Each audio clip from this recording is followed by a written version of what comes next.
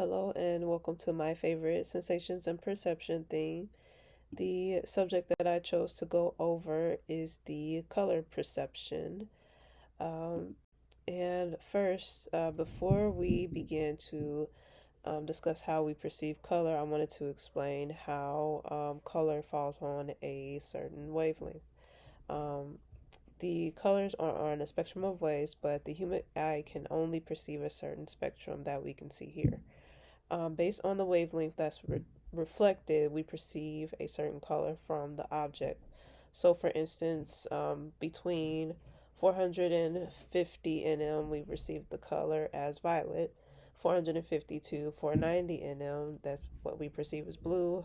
500 to 575 nm, that's what we perceive as green. 575 to 590, that's what we perceive as yellow. And 590 to 620, we perceive that as orange. And then 620 to 700 nm, that's what we perceive as red. So next, how I explained how we color falls on a wavelength, but how do we perceive color?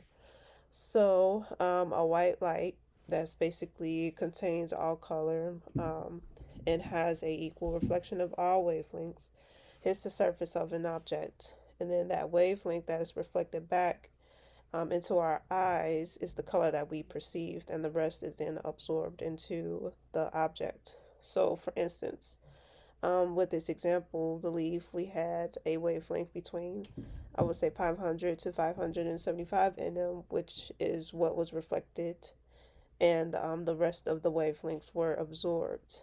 So, and also for the longest time, I always thought that it was the opposite, that the color that we perceived is the color that is absorbed by the object, but it's actually the opposite. All right, now, although our eyes can distinguish between the colors at various wavelengths, we only need three principal colors in order to perceive a variety of different colors. And based on Maxwell's color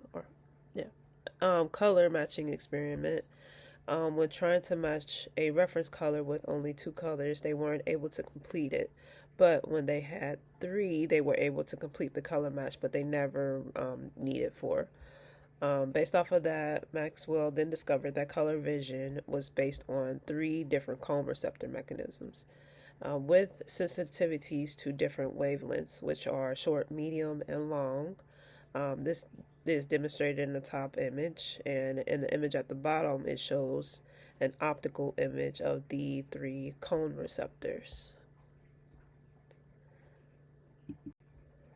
All right, and that leads into what was the most interesting to me, which is color blindness. My son's father was colorblind, so I always was intrigued with understanding how he perceived color.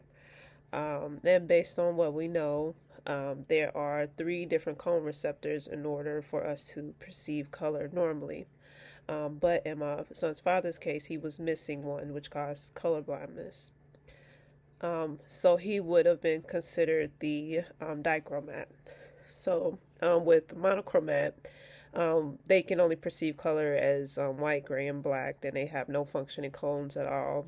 It's usually hereditary, and their vision is created by rods. And then with the dichromat, they're able to perceive color, but they only have two cone receptors. And then the trichromat, which is considered like normal, they have three different cone receptors, and they're able to detect,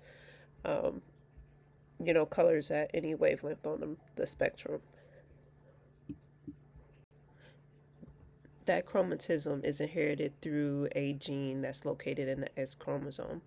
And with males having only one X chromosome, if they inherit the gene, they are more likely to have that defect in their visual pigment. Since women have two X chromosomes, they are less likely to become colorblind since only one normal gene is required to have normal vision, but they can still be a carrier for the gene. So in my son's case, he didn't have the color blindness because of he had a normal X gene chromosome.